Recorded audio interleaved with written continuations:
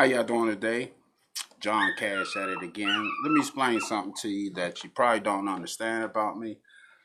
Well, I got hands. Hands meaning anything that I can see, I can carve out. You see what I'm saying? If I can place it on a piece of wood, I can carve it out. It don't matter what kind of designs it is or what type of face it is. If I can see it, I can draw it. I can draw it, I can carve it. See, you could tell the details in my work that I do put my, talents to work when necessary.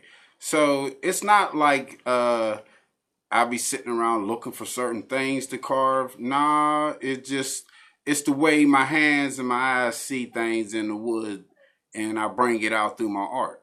You see, a lot of people don't have this type of talent where they can see art within the structure that they're working on. But me, it's natural. It's a natural talent of mine. You see, anything that I can think of, I can carve it out. I don't know about anybody else, but I can carve it out. Yeah, you see the reefer plant. Yeah, I smoke weed. What of it? Anyway, back to what I was saying. No matter what type of style it is, what kind of cane it is, what I was feeling at that moment, that's what I place on my art. You see the three faces. Yeah, I get down like that. Man, I'm the king of my style. You see, I put my own crown on my own stick. But anyway, in a lot of situations people don't realize, you can build the biggest statues if you want on the planet, but it's still, you're going to find this face right here at the bottom of Africa.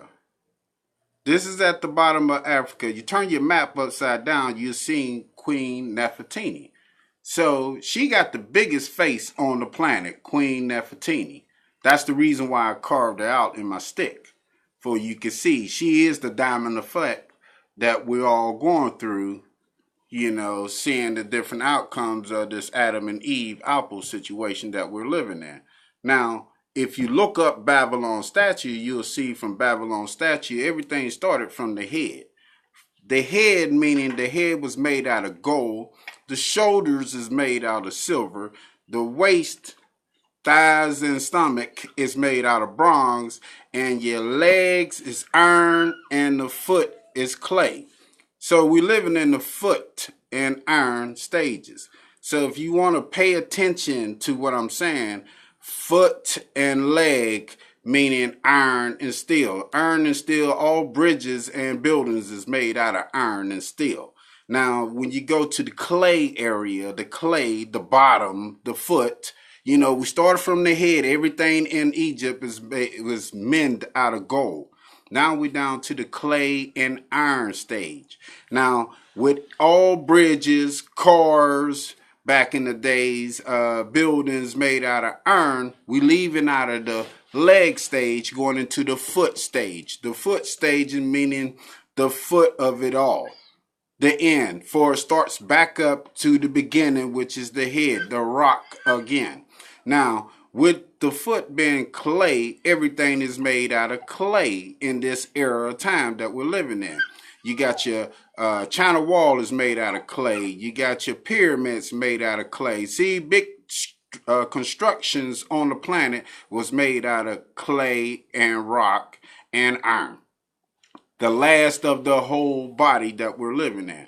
Now, if you focus on the mountains, they got the biggest statues on the planet. The shape of the mountains showing you which way to look up towards the sun, which is the Son of God.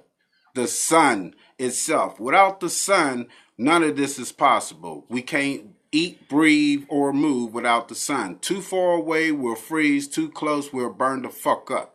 That's the reason why it's the sun. Now, once you get used to paying attention to the sun, you can look at the sun, and the sun itself will start showing you messages in the sun.